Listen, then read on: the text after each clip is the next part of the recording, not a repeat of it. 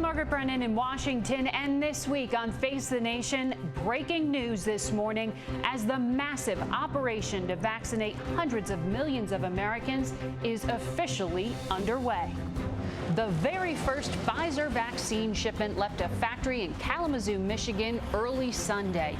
Its distribution across the U.S. is just the first step in a staggering logistical operation expected to go well into 2021.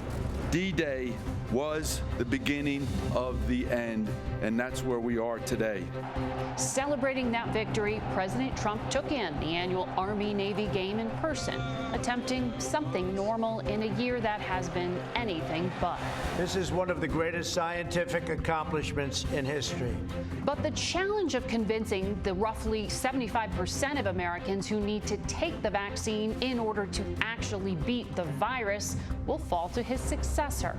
I want to make it clear to the public, you should have confidence in this.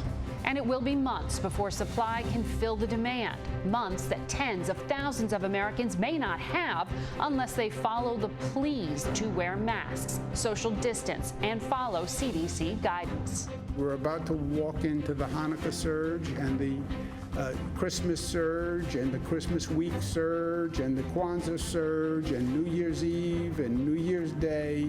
The number of COVID-19 deaths, hospitalizations, and new infections continue to break records daily. Medical providers are stretched to their limit, and hospitals are at or near capacity. This crisis that we have right now, the vaccine is not going to save us. We'll talk with Health and Human Services Secretary Alex Azar, plus former FDA Commissioner Dr. Scott Gottlieb and the head of Hackensack Meridian Health, Robert Garrett. They'll start vaccinating frontline workers Tuesday. Then, as the streets of Washington fill up with protesters yet again, we'll tell you why so many Trump voters support his desperate yet futile efforts to overturn the results of the election. Incoming White House senior advisor Cedric Richmond will join us to talk about that. It's all just ahead on Face the Nation.